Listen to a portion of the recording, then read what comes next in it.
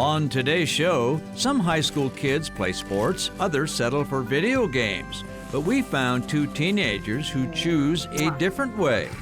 These guys can fish! Next, the ancient way of hunting. The sport of kings, they say, all about falconry. Snowmobiles these days are high-tech, lightning-fast machines, but some folks still prefer a slightly slower pace, and it's exactly why lovers of the scorpion gather every winter. And our Minnesota-bound classic takes a break from the snow and ice. It's time for a little warm weather fishing in the Bahamas. Those stories and more, next.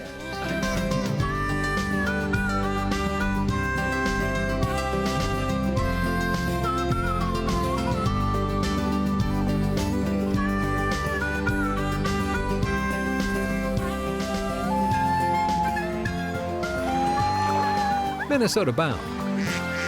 Brought to you by Minnesota's select GMC dealers. Hi everybody, Raven and I welcome you to the show. First up, a story about two young students, high school students from White Bear Lake, who instead of getting into sports like football, basketball, whatever, they decided they'd like to be big-time fishing guides. Bill Shirk has the story. High school popularity contest never happened here. Hey. Good thing, too. Good, you? Will Goebel and Eric Benson would win. These guys come in here a lot. Will and Eric buy their bait on a high school allowance, and the two mark maps like homework. Although Will and Eric don't quite fit most high school stereotypes, they could care less. After all, their high school sport is a race to see who can hit White Bear Lake first. Home of Monomede's Fishing Club, a two-man team with a very cold clubhouse. Home sweet home. Sorry about the smell. It probably smells like cheap cigars. Are they yours? No. No.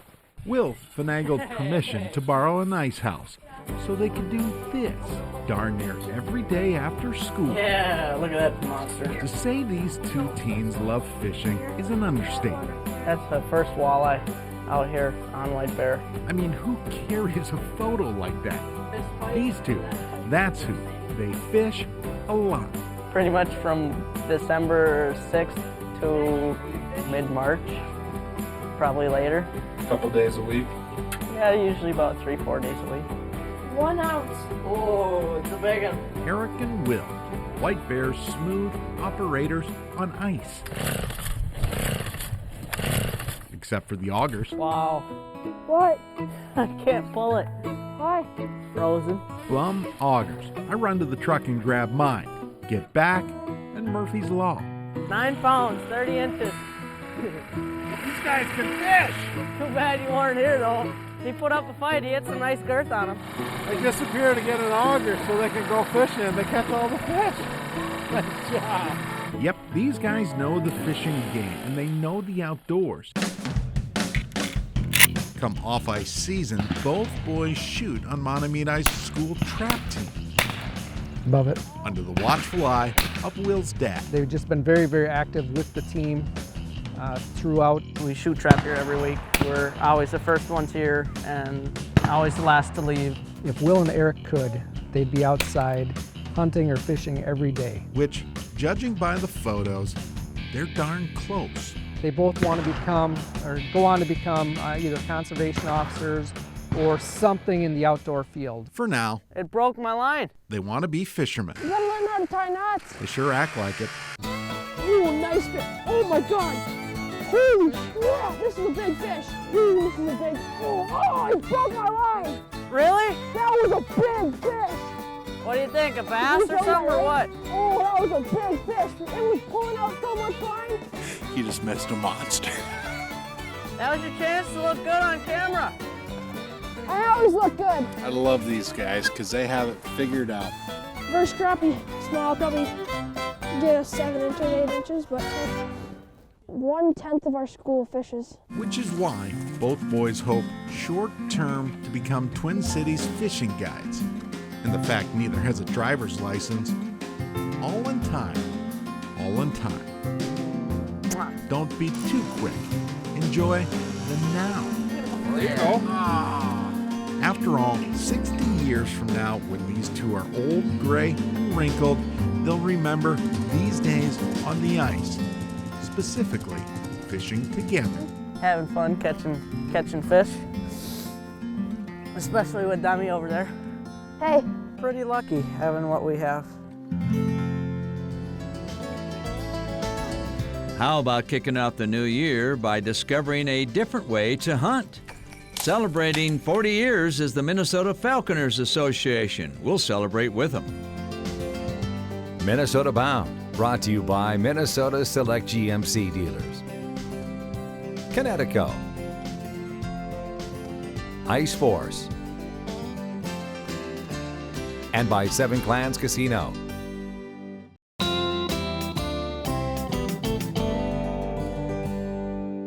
Welcome back. You know, fishing's a long-time sport, but when you look at history, the oldest sport they call the sport of kings. It's about falconry. Travis Frank has the story.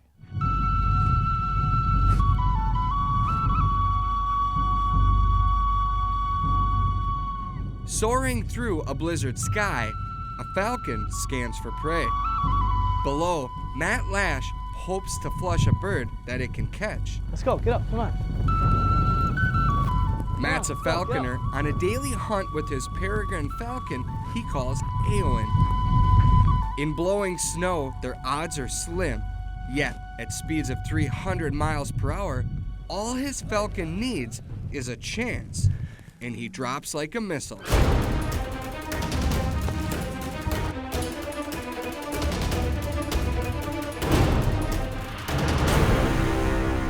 I think she got it. Just like that, the hunt is over. Wasn't a great flight, but for the conditions we have, not too bad.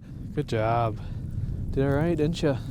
Known as the sport of kings, falconry dates back roughly 4,000 years, long before man hunted with a gun. They think it was around like 2000 or 3000 BC, I think, over in China, where they have some of the earliest evidence of falconry. But really, it hit its peak during the Middle Ages. For Matt, his peak came over 20 years ago, the day he first saw a raptor in flight. It's something different. I've had a passion for raptors all my life, and like I said, it just gives me an opportunity to be part of something that they get to do every day, and it's just so cool. And whether it be a peregrine falcon, or a red-tailed hawk, or a Cooper's hawk, or a goshawk, any one of them and how they chase and what they chase. She is a female peregrine falcon. She was raised in captivity, and they like to be above. They try to use height to their advantage. They want to chase, and that is their natural instinct. They see us as the easiest meal, and that's why they come back. His passion led him to the Minnesota Falconers Association, a group now celebrating 40 years in the field. They started in 1974, I believe it was, and it really was just to get a group together to go out hawking, and that was it. Today, they're approaching 100 members. But now it's really become going out hawking, but a lot of raptor conservation. Every year we have a game dinner in April. We've raised over $50,000 for different raptor conservation efforts, or for the Raptor Center, University of Minnesota. In Minnesota, falconers need a federal permit and a sponsor. You have to take a test. You have to pass with 80% or better with the DNR. You have to build facilities and get that inspected, and then you have to get a sponsor that helps you for the first few years. I think it's like 3,000 to 5,000 active falconers in the country, and we have, I think, 100 in Minnesota. Maybe about 60 to 80 of those are active. Birding friend Neil Valiante hunts with his 4-year-old red-tailed hawk, DG. Yeah, we hunt rabbits, squirrels, ducks. She should stick fairly close to us. She'll stay fairly high in the trees.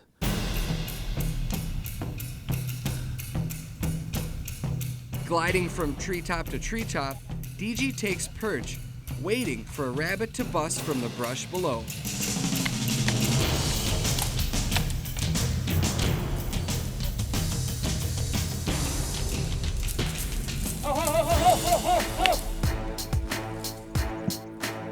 Missed it.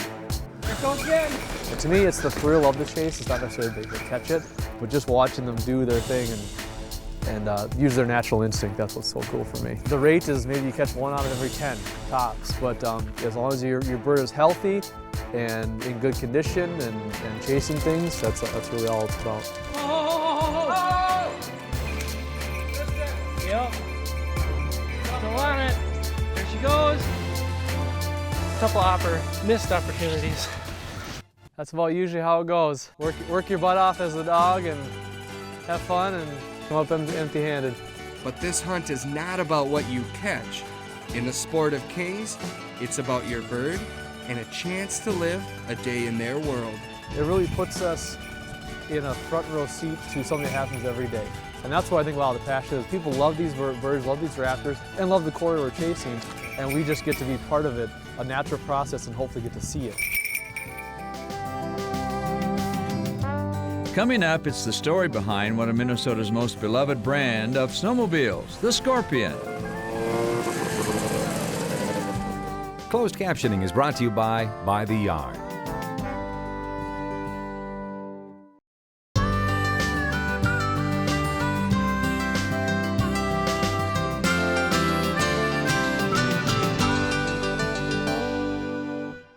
Coming up, a story that brings back many fond memories for me. My first snowmobile was a Scorpion. You can't find them anymore. Yet a bunch of folks who own Scorpions and still do gather to celebrate what a great sled it was. Bill Shirk tagged along. How time flies. On a frozen Minnesota lake, winter takes a step back. Here it is, it's our 10th year, and we still have a terrific turnout. Probably about 200 sleds for a single brand. That's a lot of machines. More than 50 years ago, the Scorpion Snowmobile Company settled in Crosby, Minnesota. Although the Scorpion brand lasted only 20 years, the legacy still grinds along. Exactly why Crosby's annual Scorpion Snowmobile reunion now celebrates 10 years. It's our 10th year already. We still have a ton of people that come. They come from all over the U.S. and Canada. To do this. This is 1980 quad track. Show off their Scorpions. This one came out of Princeton area. It was in a barn. I've got about $300-400 into it, fixing it up because it's parts and pieces. Okay, showing off isn't really the point. This day is more about protecting and celebrating Minnesota winter history. I was about 15 years old when I got it, and I found another one just like it, thank goodness, because I had a lot of fun with it when I was a kid. And Scorpion's kind of in my blood, and I'm never gonna lose it. This is getting pretty mega now, sled collecting. I think it's a big deal. They've been around a long time, and people still like them. You know, it's really interesting. I guess my choice was good when I was a young kid. I do like Scorpions. They're my favorite. Troy Anderson rebuilt his dad's 1970 Scorpion. For Troy, it's the feel of a classic machine on fresh snow. Yeah, I like riding them old sleds. I actually prefer it than the new ones. You gotta ride them. You can't just sit there. We came from Iowa up here and brought our sled along. Back in the 70s, I rode Scorpion sleds for about 10 years through there until they went out of business. Well, we just saw it and I thought that'd be pretty cool to come up and look at all these old sleds. Here we are. People have that kind of association with this brand and this event. Randy Harrison sure understands. See, his dad co-founded the company.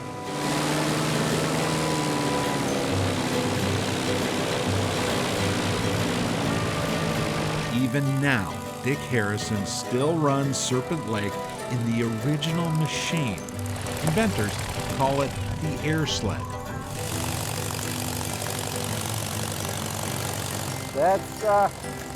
That's Grandpa's creation. Every reunion, these flying snow machines truly attract attention. These machines represent bygone time, youth, enjoyment. There was history here that was very close to being completely forgotten.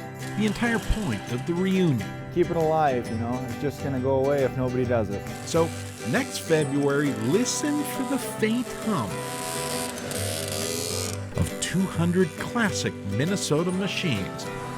It's the sound of history screaming by at a cool 15 miles an hour. To see people still enjoy the brand and enjoy getting together to talk about it, it's amazing.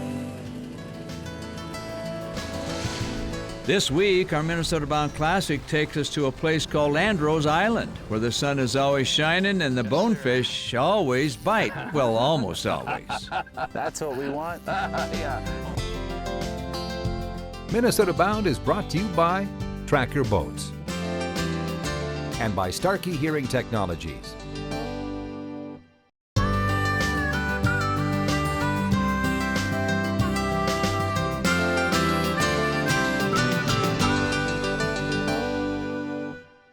Time now for our Minnesota Bound Classic.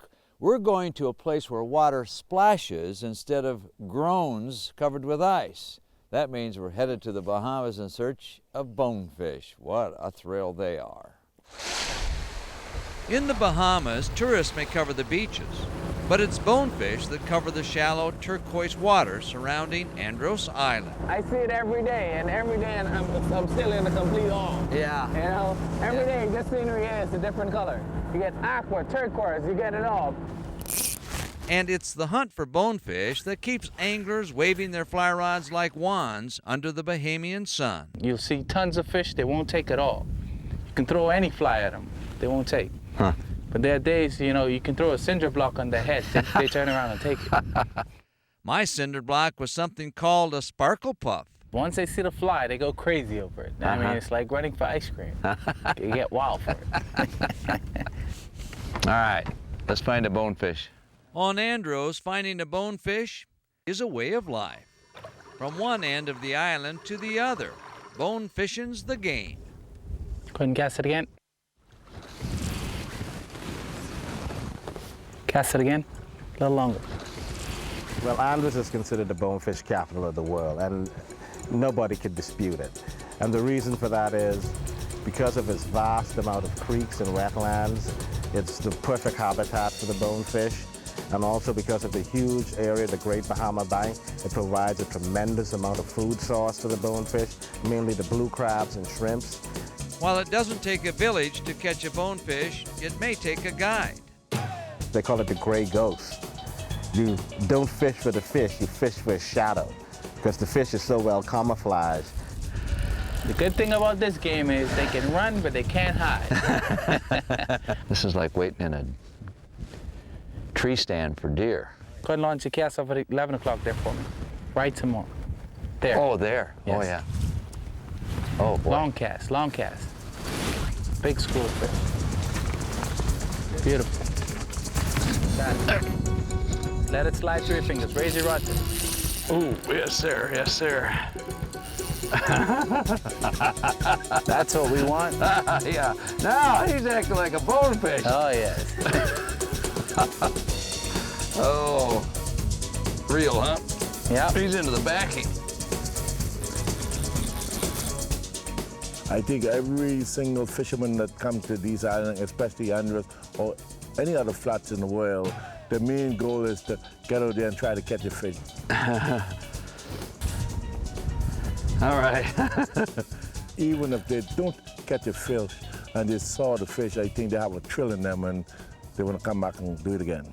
A former guide and now owner of Andros Island Bonefish Club, Captain Rupert Leedon has been a legendary fan of bonefishing for more than 35 years. Every day it gets sweeter and sweeter. And remember one thing, sir, the good Lord do not count the days that we fish.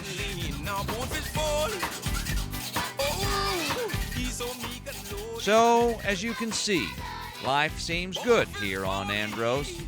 Every day the sun goes down and songs of bonefishing begin. As Captain Rupert plays Bonefish Foley on his old rusty saw, suddenly you realize chasing spooky bonefish doesn't seem all that hard after all.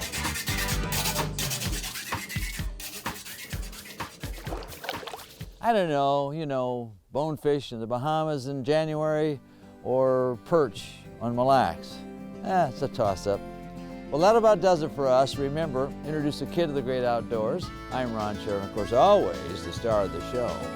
Yes, is Raven, and she knows it. Transportation provided by Premier Transportation. Call 1-800-899-7433.